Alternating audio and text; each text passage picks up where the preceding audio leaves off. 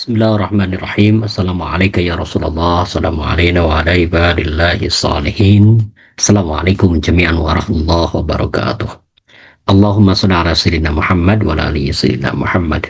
Sumanahu susanila Jaludin Rahmat bin Rahmat Sujai dan keluarga besar Yayasan Mutahari dan Ijabi Barakah Al-Fatihah. A'udzubillahi minasyaitonirrajim. Bismillahirrahmanirrahim. Alhamdulillahirabbil alamin arrahmanirrahim maliki yaumiddin. Iyyaka na'budu wa iyyaka nasta'in ihdinas siratal mustaqim siratal ladzina an'amta 'alaihim ghairil maghdubi 'alaihim waladdallin. Kita akan lanjut lagi untuk membacakan buku Tafsir Kebahagiaan karya Allah Yarham. Di dalam buku ini kita sampai pada bagian yang terkait dengan prasangka buruk. Kita masuk pada halaman 105. Bismillahirrahmanirrahim. Hanya dalam 3 hal kita boleh berprasangka buruk. Pertama, terhadap musuh atau di daerah yang tak aman. Dalam peperangan, misalnya, kita harus su'uzon. Jika melihat musuh menghampiri, kita tidak boleh berprasangka baik. Barangkali dia mau memberikan pedangnya atau minumannya. Dalam kondisi perang seperti itu, kita harus berpikir bahwa setiap musuh yang menghampiri pasti hendak menghunuskan pedangnya. Dalam konteks keseharian, misal, jika naik bis, kereta atau sejenisnya, di mana kita sama sekali tidak mengenal satu sama lain, kita mesti su'uzon. Kita tidak pernah tahu orang yang duduk di samping kita itu benar-benar penumpang atau sesungguhnya adalah copet. Kita mesti berprasangka buruk. Misal, kepada orang yang sama sekali tak kenal dan baru berjumpa, yang memberi makanan atau minuman.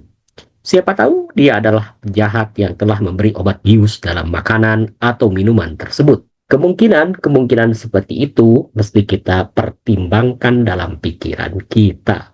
Semua su'uzon atau waspada itu adalah dalam rangka menyelamatkan diri kita. Kedua, dalam memberi amanah. Kita harus berhati-hati dalam memberikan kepercayaan kepada orang. Kita harus benar-benar kenal orang tersebut. Suatu ketika ada orang yang datang kepada saya, meminta saya menjadi bapak asuh untuk beberapa anak tak mampu di sekitar Majalengka agar tetap bisa melanjutkan sekolah dasar. Awalnya, saya hanya menjadi bapak asuh untuk 15 anak. Kebutuhan pendidikan mereka saya jamin. Lalu orang itu juga saya bawa kepada ibu-ibu di Jakarta. Dan bertambahlah anak-anak asuh itu sampai berjumlah sekitar 700-an. Semua itu berlangsung sekitar 1 tahun. Selama itu pula saya tidak pernah tahu tentang anak-anak yang menjadi asuhan saya itu. Saya hanya mempercayakan saja kepada orang tersebut. Suatu ketika saya meminta mahasiswa saya untuk melakukan penelitian di daerah tersebut, di tempat anak-anak asuh itu tinggal, mendatangi SD mereka. Mencengangkan, ternyata sekolah-sekolah yang disebut oleh orang yang mendatangi saya itu fiktif. Memang ada beberapa sekolah yang benar adanya. Namun pihak sekolah mengatakan bahwa memang ada orang yang menjanjikan bantuan untuk sekolah tersebut. Tapi ternyata bantuan itu tidak pernah datang. Artinya, selama ini saya dan beberapa ibu-ibu di Jakarta tertipu. Tentu saja, setelah itu kami menghentikan sama sekali bantuan itu. Dan awalnya, kami berniat mengadukan ini ke polisi untuk kasus penipuan, namun kami urungkan. Jadi, begitulah, kita mesti hati-hati betul soal kepercayaan ini. Orang yang kita kenal baik pun belum tentu adalah orang yang dapat dipercaya. Tadi yang pertama adalah bahwa kita harus su'uzon kepada musuh. Yang kedua harus su'uzon dengan terkait dengan amanah. Ketiga, terkait ilmu agama. Tujuannya adalah untuk menjaga kemurnian sumber-sumber keagamaan.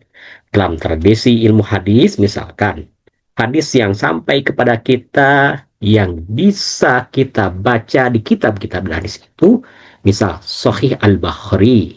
Misalkan, untuk dikatakan sahih, valid, sehingga bisa menjadi sandaran hukum, sudah melewati pengujian ketat terhadap para periwayat hadis itu. Imam Bukhari, penulis kitab itu, telah meneliti jati diri dan kapasitas keilmuan para periwayat hadis yang ia tulis dalam kitabnya tersebut.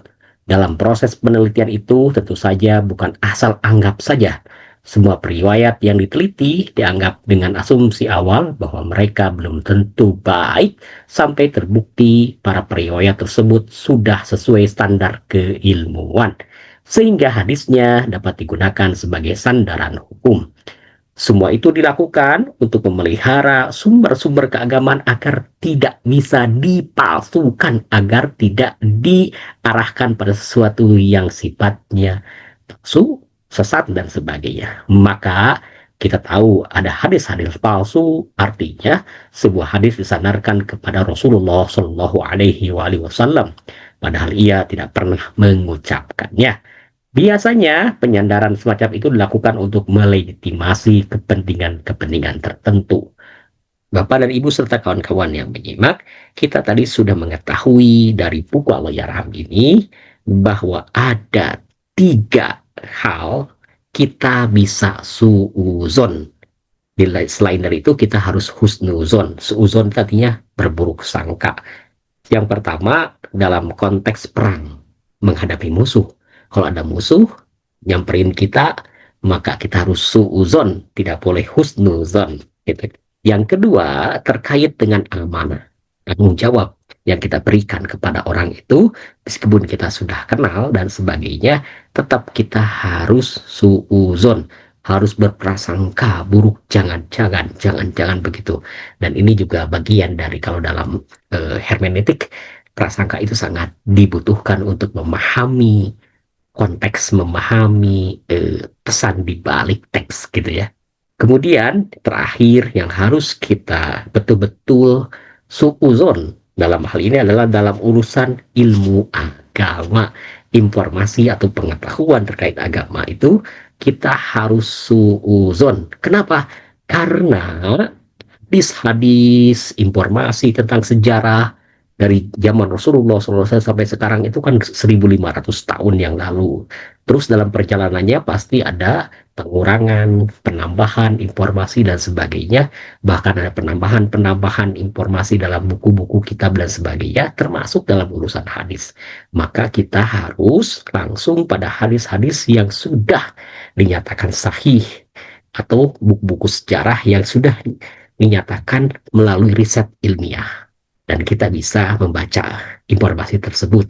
Termasuk juga kalau merujuk kepada para ulama yang mutabaroh, yang jelas-jelas kredibilitas keilmuannya gitu. Jangan asal-asal comot, asal-asal kutip, dan asal-asal ambil. Baik Bapak dan Ibu serta kawan-kawan yang menyimak, terima kasih. Mudah-mudahan bermanfaat apa yang saya baca ini.